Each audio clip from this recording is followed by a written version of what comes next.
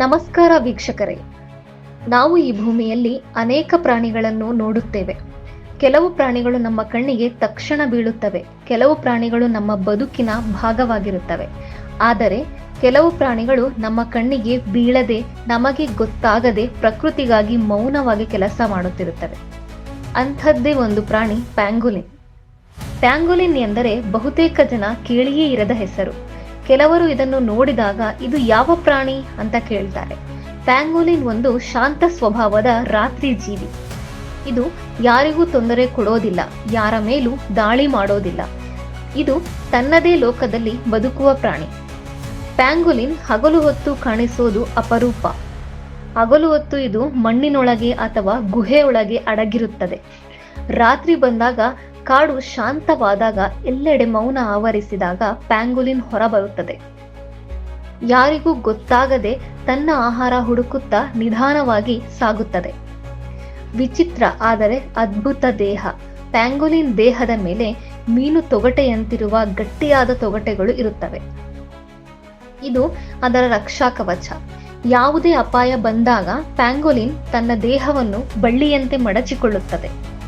ಅಷ್ಟರಲ್ಲಿ ಅದನ್ನು ತಿನ್ನೋದು, ಕಚ್ಚೋದು ಯಾವ ಪ್ರಾಣಿಗೂ ಸುಲಭವಲ್ಲ. ಅದು ಹೋರಾಡುವುದಿಲ್ಲ, ಪಲಾಯನ ಮಾಡುವುದಿಲ್ಲ, ತಾನೇ ತನ್ನನ್ನು ರಕ್ಷಿಸಿಕೊಳ್ಳುತ್ತದೆ. ಆಹಾರ ಹುಡುಕುವ ವಿಶಿಷ್ಟ ಶಕ್ತಿ. ಪ್ಯಾಂಗೋಲಿನ್ಗೆ ಕಣ್ಣುಗಳು ದೊಡ್ಡದು ಅಲ್ಲ, ಆದರೆ ಅದರ ಮೂಗು ಮತ್ತು ವಾಸನೆ ಶಕ್ತಿ ಅತಿ ತೀಕ್ಷ್ಣ. ಮಣ್ಣಿನೊಳಗೆ ಇಲುಕುಗಳು, ಹುಳುಗಳು ಎಲ್ಲಿ ಇದ್ದಾವೆ ಅದು ಸುಲಭವಾಗಿ ಪತ್ತೆ ಹಚ್ಚುತ್ತದೆ. ಅದರ ನಾಲಿಗೆ ತುಂಬಾ ಉದ್ದ, ಅಂಟಿಕೊಳ್ಳುವ ಸ್ವಭಾವದ್ದಾಗಿದೆ. ಒಂದು ದಿನದಲ್ಲಿ ಒಂದು ಪ್ಯಾಂಗೋಲಿನ್ ಸಾವಿರಾರು ಇಲುಕು ಮತ್ತು ಹುಳುಗಳನ್ನು ತಿನ್ನುತ್ತದೆ.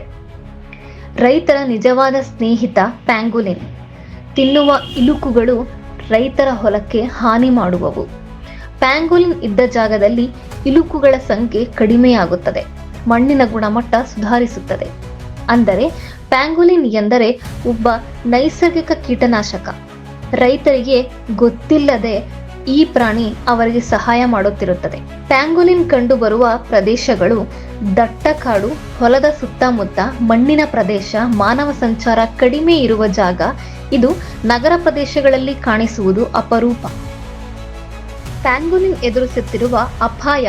ಇಲ್ಲಿ ಕತೆ ನೋವಿನ ದಿಕ್ಕಿಗೆ ತಿರುಗುತ್ತದೆ. ಪ್ಯಾಂಗೋಲಿನ್ ಇಂದು ಜಗತ್ತಿನಲ್ಲಿ ಅತಿ ಹೆಚ್ಚು ಕಳ್ಳ ಸಾಗಾಣಿಕೆಯಾಗುವ ಪ್ರಾಣಿ. ಆದರೆ ತೊಗಟೆ ಬಗ್ಗೆ ಕೆಲವು ತಪ್ಪು ನಂಬಿಕೆಗಳು ಹರಡಿವೆ. ಈ ತಪ್ಪು ನಂಬಿಕೆಗಳ ಕಾರಣ ಈ ಶಾಂತ ಪ್ರಾಣಿ ಮಾನವನ ಹಿಂಸೆಗೆ ಗುರಿಯಾಗುತ್ತಿದೆ. ಪ್ಯಾಂಗೋಲಿನ್ ತೊಗಟೆ ಔಷಧಿ ಅಲ್ಲ, ಮಾಯಾಜಾಲ ಅಲ್ಲ, ಚಮತ್ಕಾರವೂ ಅಲ್ಲ. ಆದರೂ ಲಾಭಾಸಕ್ತಿ ಇದನ್ನು ಕೊಲ್ಲುತ್ತಿದೆ. ಇದು ವಿಷಾದಕರ ಸತ್ಯ.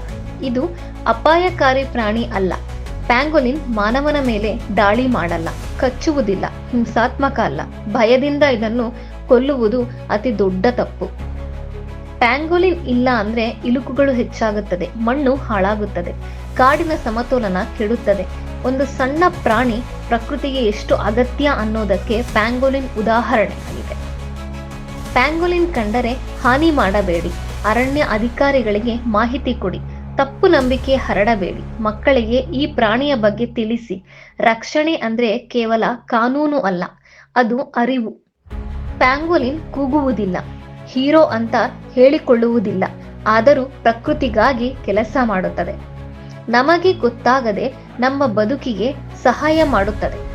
ಹೀರೋ ಅಂದರೆ ಬಲಶಾಲಿ ಆಗಿರಬೇಕು ಅಂತಿಲ್ಲ, ಜೋರಾಗಿ ಕಾಣಿಸಬೇಕು ಅಂತಿಲ್ಲ. ಕೆಲವರು ಮೌನದಲ್ಲಿ ಬದುಕುತ್ತಾ ಜಗತ್ತನ್ನು ಉಳಿಸುವ ಪ್ಯಾಂಗೋಲಿನ್. ಈ ಸ್ಟೋರಿ ಕುರಿತು ನಿಮ್ಮ ಅನಿಸಿಕೆ ಕಮೆಂಟ್ ಮಾಡಿ, ಶೇರ್ ಮಾಡಿ, ಸಬ್ಸ್ಕ್ರೈಬ್ ಮಾಡಿ. ನಮಸ್ಕಾರ.